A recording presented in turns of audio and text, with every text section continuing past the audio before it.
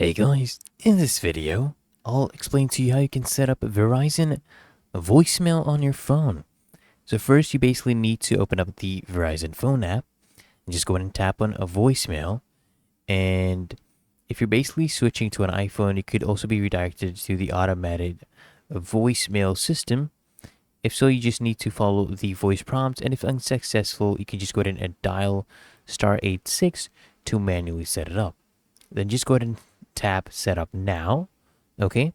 And if the setup now pop-up does not appear, your voicemail has already been set up. You want to simply tap greeting in the voicemail screen and begin at this step, right? Just tap custom to record a greeting.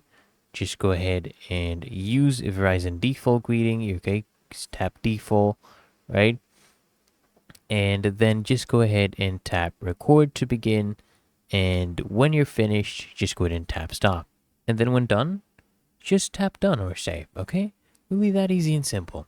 So I hope this guide provided value to you, and if it did, consider smashing that like button, as well as subscribing to frequently asked questions, and I'll see you guys in the next one.